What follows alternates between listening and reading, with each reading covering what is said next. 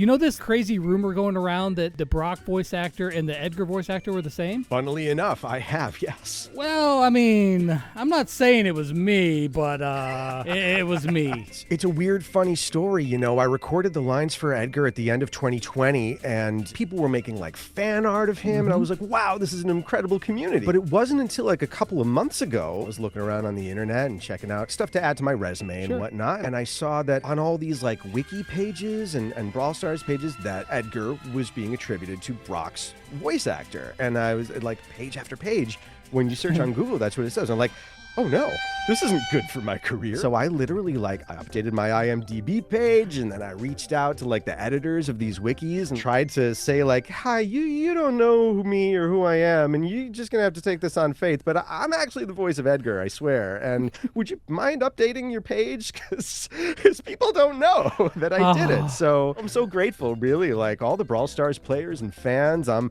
thrilled to be here. I'm so thrilled that you finally found me. And again, Lex, thanks for talking to me. I see that you know that Edgar is, not the greatest brawler in the game right now. That's what my own daughter tells me. You're trash in this game. What I can tell is that people really do seem to dig the character of Edgar and think that he's funny and think that his lines is funny. I appreciate Edgar being ranked number 7 on your list of the best voice lines. Thank you very much, and thank you to all of your viewers. But yeah, I'm led to understand that like balance-wise, he's not exactly a top tier character, which, hey, that kind of fits his personality. What did they tell you about him whenever you were going in to record the lines? The kind of voice that they were looking for, a bratty teenage kid who thinks he's better than he really is. There had to be this mixture of sort of like declaring that he's the best, counterbalanced with these moments of vulnerability where he's actually like secretly want to win this game. I low-key want to win this game. Like, I'm not going to make a big deal about it or anything, but like, yeah, I really do want to. And like when he whines, so the players give something to laugh about. But the biggest example, and I'm seeing a common thread now, Martin must be a real Gravity Falls fan, because the prime example that he gave was TJ Miller's character of Robbie. Just eat me already, man. I was just being dramatic. He's got that raspy voice that's got a little bit of a lisp to it, and so he's, he's kind of a braggart. He thinks that he's just better than everybody, except Edgar had to be a little bit younger, so we just had to sort of pinch it up a little bit, and that's how we got there. That's so good. Of course, we all know you mainly for Edgar, but you've been in a lot of stuff. I saw some clips with you and Michael Strahan. That's actually how I got started in voice acting. I was a theater kid in school, and I went to college for acting. I got a degree in classical theater, and then I spent 10 years performing Shakespeare and classical works and musicals professionally. I joined the Stage Actors Union, and then 14 years ago, I got the chance to audition for a commercial. I didn't really understand that it was a big deal, but it turned out to be a big national commercial for a nationwide retailer, Sports Authority. That one commercial turned into a year-long commercial campaign. Wow. Where I worked with Michael Strahan for an entire year. I was the store employee that was helping him figure out what sport he was going to play next. He had only just retired from the NFL. His star was kind of on the rise. He wasn't really a TV show host yet. We got him to play lacrosse and soccer and baseball. He was a great guy to work with. So not only was I on camera with him, but then I also had to do the voiceover as well. Okay. Like, Yeah. I had to come in, come into Sports Authority and buy, the baseballs are half off. Sports Authority, your golf authority. Now at Sports Authority, get a $25 cash card when you spend $100. The recording studio was an hour and a half from my house, so I bought a blue snowball.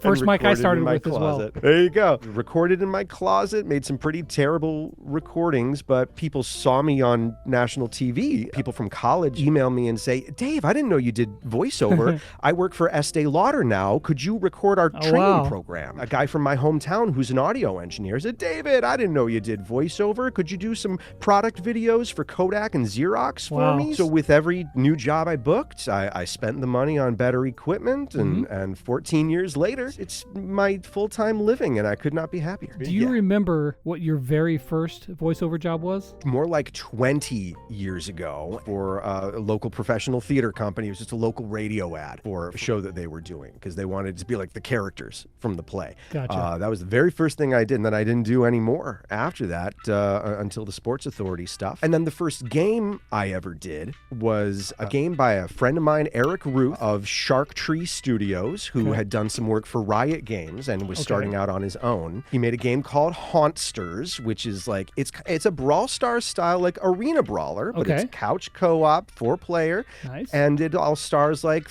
goofy, cartoony Halloween, like haunted house characters. And that was the first video game I ever did. And once I did that, I was like, why haven't I been doing this the whole time? Right. Some of my favorite roles that I've gotten to voice, the role of the Prince of Persia, the classic video game character by Jordan Mechner and Ubisoft. Prince of Persia, he was like officially licensed DLC in the mobile game Soul Hunters. I will become master of eternity. I've voiced the role of Sean Moreno, who is the dispatcher in the game This Is the Police 2. I play a couple of radio hosts in Cities Skylines. You may have heard me as a blowhard radio host who believes that there is a conspiracy around here, people, and I'll tell you who it is.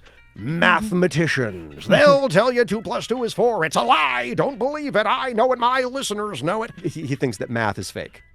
It's hilarious. I've recently got to work for Warframe, the popular free-to-play shooter Warframe, and I'm super excited. As of about a week ago, you can play a super, super cool game on Game Pass called Tectonica, which is a factory building game. This is like a subgenre I didn't really know about, where you build factories, but it's really cool. I play a German officer who gives you some orders, so I'm very excited to get to command all of you in Tectonica. So you can check that out on Game Pass. You can do a lot of voices. Do you spend time practicing all these different voices, or do they just kind of come to you? My whole life, I've loved to imitate accents. I was a Monty Python fan as a kid growing up, and so I would always try to imitate the wealth of accents from the UK even before I could identify like what they were and what specific region they were from. And I'm not really an impressionist, but I do love doing accents. Lots of UK accents, Irish, Scottish, German, a little bit of Italian, a little bit of French, a little bit of Russian. It's just really fun for me to try to, to get my ear to lock into what specifically changes about how to do a different person's dialect. I've been working with local theater companies lately to help make sure all of their actors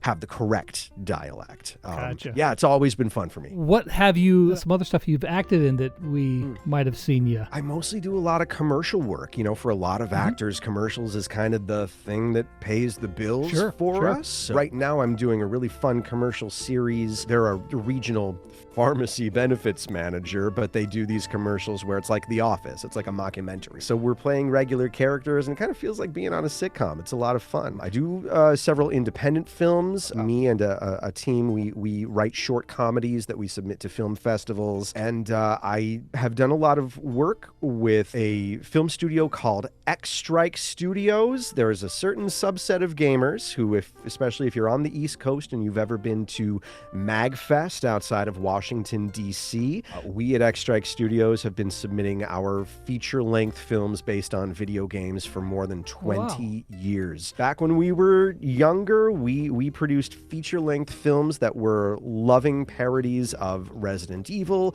River City Ransom, Silent Hill, and Parappa the Rapper. You can watch all of River City Rumble, which is our first feature-length film, on YouTube, on X-Strike Studios YouTube channel. It's me and my best buddies from high school, and we still all work together to this day. As a GMC driver, we know you care about the details. Some other commercials that I do voiceover work: GMC, Cars and Trucks, for Subaru, for Mazda, for Stoke Cold Brew, for Tropical Smoothie Cafe, for Dell. Your nerves and sharpen your skills.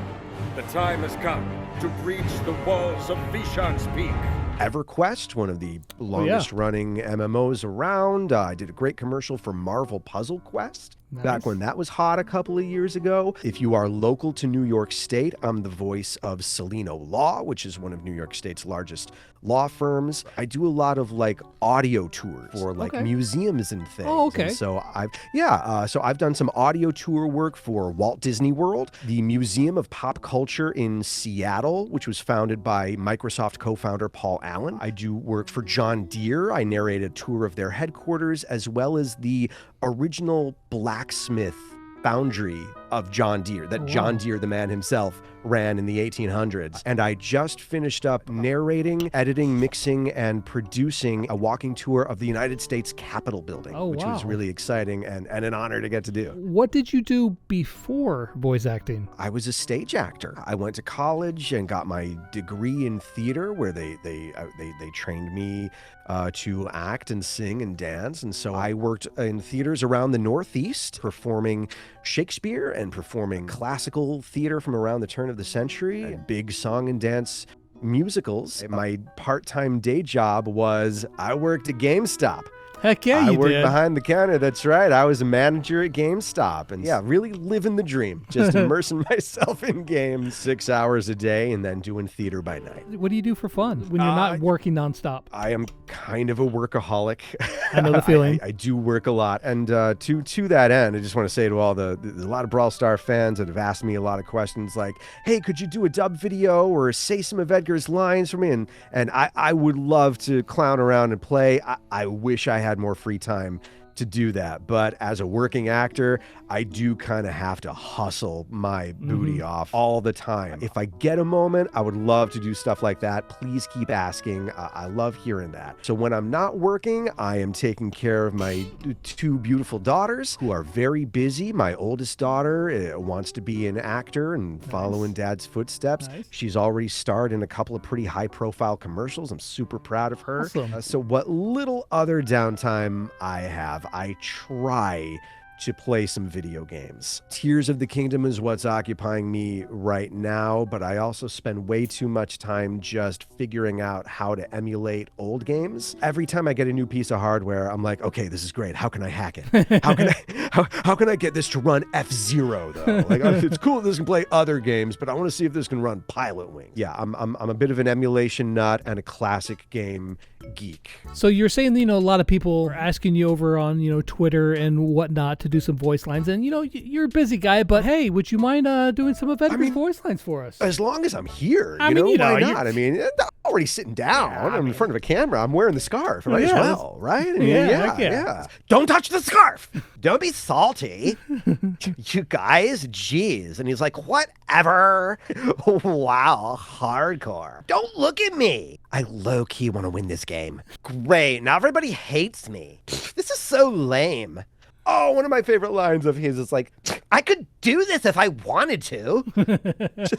He's such a braggart, this guy. CEO of Brawl Stars. Yeah, that's right. CEO, baby, right here.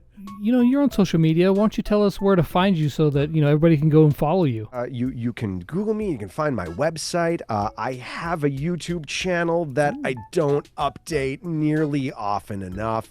You can find it just by searching my full name, David Autovino. It's a channel where I had hoped to talk about microphones and talk about things about if you want to get into voice acting, what's the best mic you can buy for the littlest amount of money and get good quality. I love talking about stuff like that. Yeah. So you can find me on YouTube, but otherwise you can find me on Twitter. Again, I don't have a handle. It's just my name, David Autovino. Same on Instagram, and I think those are the places you can find Nice. me. However many followers he's got right now, it's not enough. You guys go follow him on all of those things. The links are going to be in the description. Lex, I just want to say I feel very warm and welcomed now that Brawl Stars players finally know who I am. And honestly, this is a spectacular community full of really passionate players. I am just thrilled and delighted to be one small part of it. All the other actors who voice characters in Brawl Stars all seem like really cool people,